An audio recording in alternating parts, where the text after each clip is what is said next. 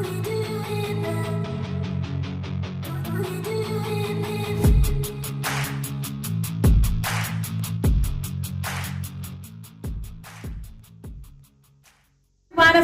वालेकुम, नमस्ते, सत श्री अकाल। Welcome back to your YouTube channel. मैं हूं Saima Peerzada and you are watching Saima Peerzada reaction channel. तो कैसे हो आप लोग? आज हम रिएक्ट करने वाले हैं जैसे कि आपको मालूम है कि कल कराची में एक बहुत ही खौफनाक इंसिडेंट हुआ है और इस इंसिडेंट में काफ़ी मेरे फ्रेंड्स हैं जो कि इंडिया से और डिफरेंट जगहों से, जिन्होंने मुझे कमेंट सेक्शन में लिखा कि साइमा इंसिडेंट हुआ है, आर यू ओके, कोई मसला तो नहीं हुआ, लाइक इस तरह से। तो खैर, सबसे पहले तो आप सबका थैंक यू सो मच कि आप लोग इतना कंसर्न करते हैं मुझे लेकर और इतना मतलब कि पूछते हैं जब भी कोई इंसिडेंट होता है तो आप लोग एटलीस्ट मेरे लिए पूछते हैं, तो ये मुझे बहुत ही अच्छा लगता है, अपना फील होता है। हो भी क्यों ना, बिकॉज आप लोग मेरी एक फैमिली मेम्बर ही हैं और उसके लिए दिल से बहुत बहुत प्यार। तो आज का वीडियो हम शुरू करते हैं। तो आज हम बेसिकली होता ये है कि वहाँ पर एक इंसिडेंट होता है जिससे रिलेटेड आज एक वीडियो निकल कर आई है, जो कि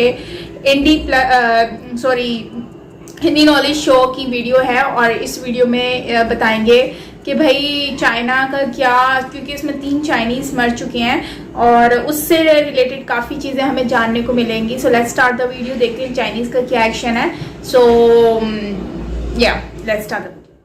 नमस्कार दोस्तों, स्वागत है आपका हिंदी नॉलेज शो में। तो दोस्तों, कल पाकिस्तान की जनता को पता चल गया कि चीन के सामने उनकी क्या हैसियत है, जिसे वो दोस्त दोस्त कहते नहीं थकते, वो उन्हें एक गुलाम से ज्यादा कुछ नहीं समझता। दरअसल आप सभी लोग जानते हैं कि कल पाकिस्तान के अंदर एक बड़ा हमला हुआ जिसमें 3 चीनी नागरिक मारे गए। लेकिन इस हमले के बाद हुआ क्या कि पाकिस्तान के अंदर जो चीन का दूतावास है वहां पर पाकिस्तान के प्रधानमंत्री को तलब किया गया। ये बड़ी बात क्यों है? क्योंकि जब ऐसी स्थिति आती है ना, तो जो जिम्मेदार देश है उसके राजदूत को तलब किया जाता है, लेकिन यहाँ तो चीन ने प्रधानमंत्री को ही तलब कर दिया और उसके बाद उनसे कड़े सवाल जवाब किए गए कि इतना ज्यादा सख्त पहरा होता है, इतना हाई सिक्योरिटी जोन है, उसके बावजूद भी चीनी नागरिक मारे क्यों जा रहे हैं। और अपने प्रधानमंत्री की ऐसी बेइज्जती देखकर आज पाकिस्तान की जनता जेन्युइनली फील कर रही होगी कि जिस देश को हम अपना आयरन ब्रदर कहते हैं, पक्का दोस्त कहते हैं, वो हमारे साथ गुलामों जैसा व्यवहार कर रहा है। वहीं चीन के अंदर भी पाकिस्तान को लेकर इस समय भयंकर गुस्सा है। स्क्रीन पर आप देखिए, जो चीन का विदेश मंत्रालय है उन्होंने क्या बयान दिया है।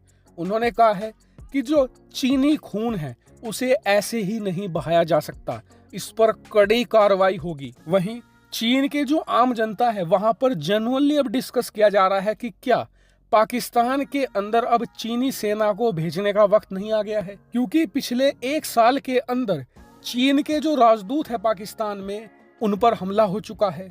2 दर्जन से ज्यादा चीनी नागरिकों को मार गिराया जा चुका है, वो भी हाई सिक्योरिटी जोन में, जहां पर पाकिस्तानी सेना ने कई लेयर की सिक्योरिटी तैनात करके रखी हुई थी, लेकिन कुछ भी चीजें चीनी लोगों पर हमले नहीं रोक पा रही है। वहीं चीनी सरकार के लिए मुसीबत यह है कि सी पैक प्रोजेक्ट, जिसके जरिए वो पूरे पाकिस्तान पर कब्जा करना चाहता है, पाकिस्तान को अपनी कॉलोनी बनाना चाहता है, उसे पूरा करना बहुत जरूरी है। लेकिन जिस तरीके से हमले हो रहे हैं, चीन के जो बड़े बड़े इंजीनियर हैं, जो बड़े बड़े प्रोजेक्ट मैनेजर्स हैं, चीन के जो आम वर्कर हैं, वो पाकिस्तान जाने से कतरा रहे हैं। उन्हें लग रहा है कि पाकिस्तान गए तो मौत पक्की है। वहीं चीन की जो आम जनता है उनके डर को बढ़ा रहे हैं बलोच विद्रोही।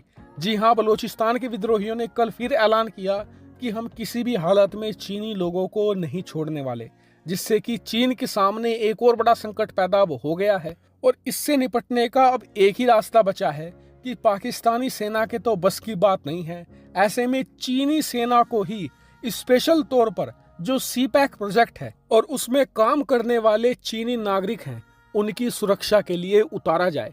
क्योंकि जब भी हमला होता है तो पाकिस्तान का एक ही राग होता है कि हम सिक्योरिटी बढ़ाएंगे और ज्यादा सेना लगाएंगे, लेकिन कुछ भी काम नहीं आता। अंत में चीनी नागरिक मारे जाते हैं, जिससे कि चीन के अंदर चीनी सरकार की ही आलोचना होती है कि आप पाकिस्तान पर कड़ी कार्रवाई क्यों नहीं करते। लेकिन अब एक बात तो निश्चित हो चुकी है कि पाकिस्तान के अंदर चीनी नागरिकों पर हमले नहीं रुकने वाले। ऐसे में आज नहीं तो कल चीनी सेना पाकिस्तान के अंदर उतरेगी ही उतरेगी, और यह पाकिस्तान के लिए किसी ह्यूमिलिएशन से कम नहीं होगा और पाकिस्तान 1947 से पहले वाले एरा में लौट जाएगा, यानी कि पूरी तरीके से गुलाम। अब देखने वाली बात यह होगी कि उस समय पाकिस्तान की जनता इसे कैसे लेगी। क्या तब भी वो चीन को अपना आयरन ब्रदर ही कहेगी? आप लोग मुझे कमेंट करके बताइएगा। फिलहाल इस वीडियो में इतना ही। Thank you very much for watching video. हमारा आज का वीडियो था और आप जानते ही हैं कि ये इंसिडेंट कोई छोटा इंसिडेंट नहीं था, काफ़ी बड़ा इंसिडेंट था। और इस इंसिडेंट की वजह से चाइनीज़ बहुत ही ज़्यादा डर चुके होंगे यकीनन, क्योंकि आपको पता है कि इससे पहले नॉर्दर्न साइड पर भी कुछ टाइम पहले की, कुछ मंथ्स पहले की ही बात है कि ये इंसिडेंट एक बार हुआ था और उसकी वजह से काफ़ी इस पे काम भी रुक गया था सी पैक का। और काफ़ी टाइम के बाद जाके सी पैक दोबारा से मेरे ख्याल से उसका काम शुरू हो गया था। तो ये मुझे एक पूरा गेम लग रहा है, एक पूरा प्रोपेगेंडा लग रहा है कि ये जो ये चाइनीज़ के ऊपर किया गया है हमला, ये कोई आम हमला नहीं है। ये हमला जिसने भी किया है ये बहुत ही सोच समझ के किया गया है।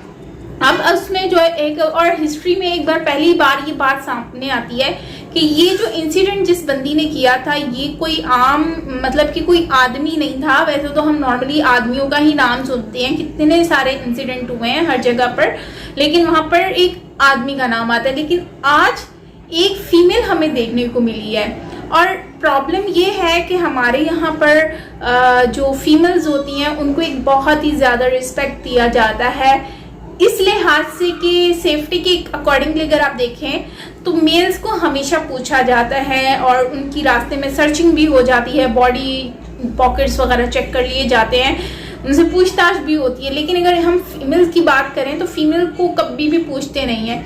अगर फीमेल साथ में भी होती है मेल के तो कभी भी उनसे ये नहीं, मेल को भी जाने दिया जाता है कि चलो इनके साथ फीमेल है, इट्स ओके, इनको जाने दो। क्योंकि वो इस वजह से जाने देते हैं क्योंकि फीमेल है, वो रिस्पेक्ट करते हैं और फैमिली की रिस्पेक्ट करते हैं, इसलिए वो देखते हैं कि अगर फीमेल साथ में है तो वो उनको जाने देते हैं, रोकते नहीं हैं। अब बात यहाँ पर ये आ जाती है कि ये फीमेल जो है वहां पर खड़ी हुई थी और इन्होंने जो चीज की है कि वो एक रिक्शे से पहले उतरती हैं। सीसी फुटेज में आया है कि वो एक उतरती हैं, उतर के उन्होंने ये सारी चीजें कर ली हैं। लेकिन अब मतलब कि उन्होंने जैसी गाड़ी पास आई है, वैन आई है कराची यूनिवर्सिटी के सामने और उसने वैसे ही उसको कर दिया। अब कुछ लोग कहते हैं कि कंफर्म नहीं है कि फीमेल नहीं किया है, लेकिन जो हमें चीजें देखने को मिल रही हैं उससे यही आइडिया होता है कि ये इन्होंने ही किया है जो वहां पर खड़ी हुई थी। अच्छा, अब मेन चीज पे हम आते हैं जो इस वीडियो में एक्चुअली बताई गई है और वो ये है कि यार यहाँ पर बेसिकली अब इससे क्या होगा, एक से बहुत सारे फायदे नहीं बल्कि नुकसान है, हम सबको नुकसान है। एक अगर मैं फीमेल्स के हिसाब से देखूं तो हमें इस चीज का नुकसान होगा कि हमें एक रिस्पेक्ट मिलती थी।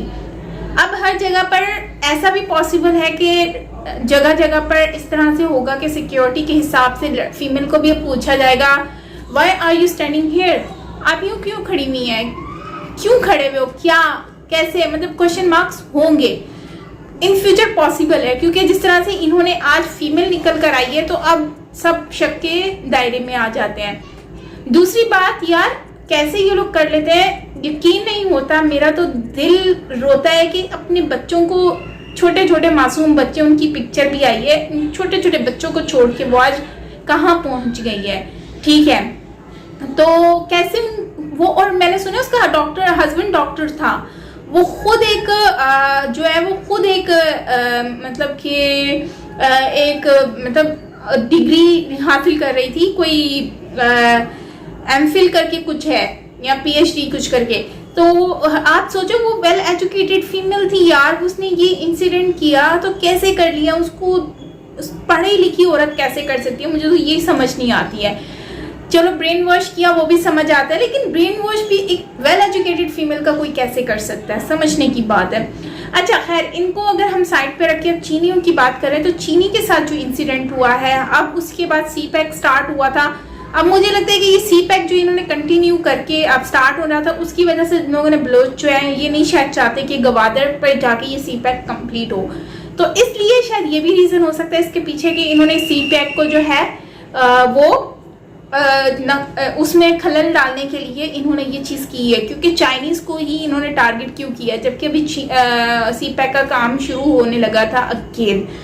तो अब इसके बाद जो है अब चाइनीज़ जो है उन्होंने प्रधानमंत्री को बुलवा लिया। अब आप इससे सोचें कि हम लोगों की कितनी वैल्यू, क्या रिस्पेक्ट है इन चाइनीज़ के सामने। और आज हम लोग कोई मौका नहीं छोड़ते अपने आप हमें जलील कराने के लिए ये लोग। अब क्या हुआ, नवाज शरीफ के भाई को, शहबाज शरीफ को बुलवा लिया इन लोगों ने। अब ये क्या होगा कि इससे जो है वो चाइनीज़ अगर ये अपनी मिलिट्री यहाँ पर लेकर आ जाते हैं तो मुझे नहीं लगता कि इससे हमारी कंट्री को कोई फ़ायदा होगा, बल्कि ये तो हमें गुलाम बना देंगे। तो यार इससे बेहतर यही था कि हम लोग फिर गुलाम क्या, हम लोग कुछ होते ही ना। इससे अच्छा हम लोग जो पहले थे वैसे ही रह जाते, वो ज़्यादा बेहतर था ना जो 1947 से पहले थे। लेकिन अब तो हम चाइनीज़ के गुलाम बन जाएंगे। वाह क्या बात है। वैसे पहले इनको ज़मीनें दे दी, अब इनकी मिलिट्री हमारे पास आ जाएगी। वैसे इनकी मिलिट्री में इतना दम तो है नहीं कि ये कुछ कर सके। तो आप समझ नहीं आ रहा कि अपनी मिलिट्री को यहाँ पर कैसे भेजेंगे, और मुझे नहीं लगता कि भेजना चाहिए। हमारी मिलिट्री इनकी मिलिट्री से बहुत अच्छी है, बहुत अच्छी है। अब ये लोग चाह रहे हैं कि ये अगर मिलिट्री हमारे पाकिस्तान में भेजेंगे, इनकी मिलिट्री में ऐसी कोई दम ही नहीं है। इंडिया से भाग जाते हैं ये लोग डर के, जब इंडिया आगे आता है ये लोग भाग जाते हैं। और हमारी मिलिट्री के आगे भी, मतलब हमारी मिलिट्री जो उनको कुछ बोलती नहीं है, क्योंकि भाई भाई का सीन चल रहा है। लेकिन आने वाले वक्त में ये तो हम लोगों को भी वैसे ही बना देंगे एक गुलाम, और हम लोग भी इनकी जैसे ये कहेंगे वैसे हमें करना पड़ेगा।